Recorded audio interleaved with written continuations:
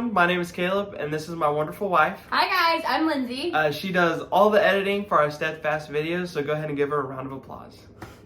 So last week on the marriage segment of the Steadfast podcast, Joe and Lori, who is Caleb's parents, they talked about a little bit about just some of the blessings in marriage and what makes marriage so great. Today we're going to talk about the opposite, which is the hard things, the struggles that we have to face in marriage.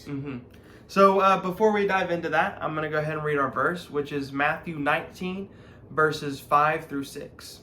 For this reason, a man will leave his father and mother and be united to his wife, and the two will become one flesh. So they are no longer two, but one flesh. Therefore, what God has joined together, let no one separate. So I think the biggest takeaway from that verse and what we see there is something that we also learned very early on when we did marriage counseling before we got married a little over 2 years ago.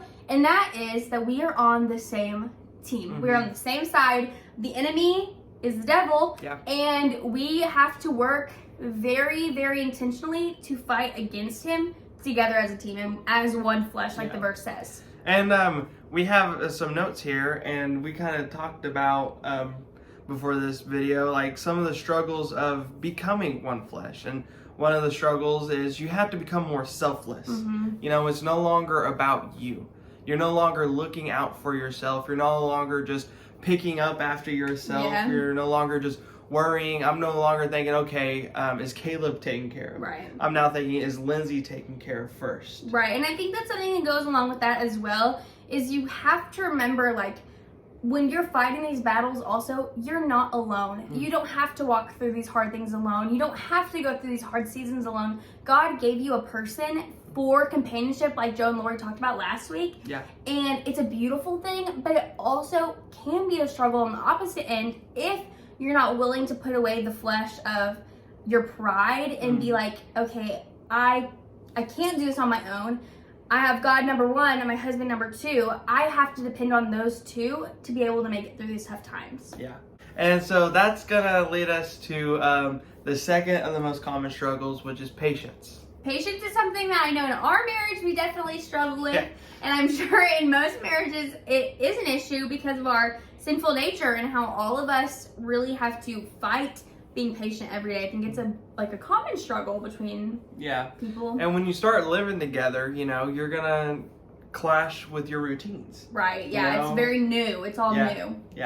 And everyone goes at their own pace, and so you're just gonna have to learn to be patient with them as they do their own thing on their own time. And be able to work with the learning curve in that too, especially in the beginning of marriage, learning how to work with each other and being patient in that.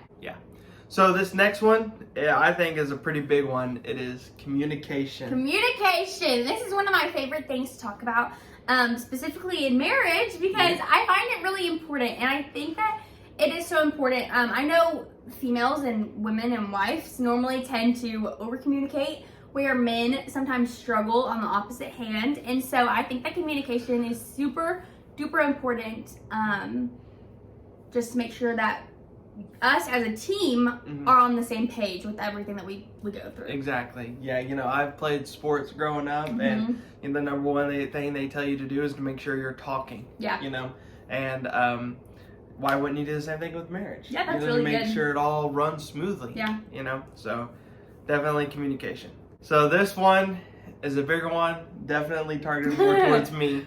It is keeping no records of wrongs. I know there have been so many times in our marriage where we'll get in a little argument. Just a little one. Or a little tizzy here and there. And we will be going through our day-to-day lives, and Caleb will be like, oh, you remember that time, like when you did this? And he'll do it really sly. And it's just like just silly... like right now where you're bringing it up.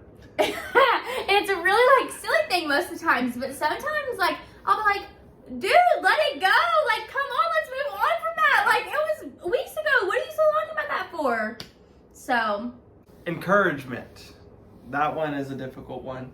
Especially whenever you're keeping records of the wrongs that have happened, you know, and the person, you know, they may have just frustrated you, or they may be in a bad mood because something's going wrong with their day, and that's when it's extremely important to communicate that Yeah. you're upset, Right. and then so that way your spouse can give you the proper amount of encouragement. And sometimes it's really hard to give encouragement. Yeah. Most of the time, like whenever you're in a bad mood, you're grumpy, or you had a long day, you don't want to give encouragement. I want to go lay in the bed and not talk to anyone for the next 10 hours. Yeah. But it doesn't work like that.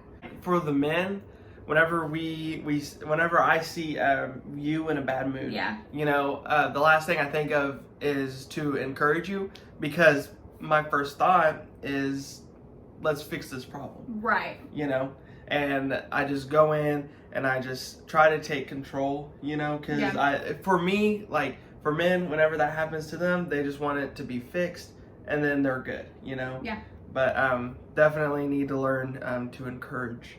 So I think that covers the last of the struggles that we have listed, but I just really want to emphasize the fact that, like the verse that we read, like we have to come together as one flesh, and we have to remember that, because we're gonna go through hard things in life. Like the Bible, just because we're Christians doesn't mean that life is gonna be easy or life is gonna be perfect. The road ahead is gonna be hard, and there's gonna be bumps in the road, especially in our marriage. You have to make sure that you're standing firm, number one, in your faith in God, and that you're working together with your spouse to pray and read the Bible and come closer to God, but also that you're actually putting in time and being intentional in your marriage, no matter how it looks like, but you're just practicing your teamwork so that you guys can stand firm whenever those trials come. Absolutely. Well, you did great today. Thank you. You did too. Thank you.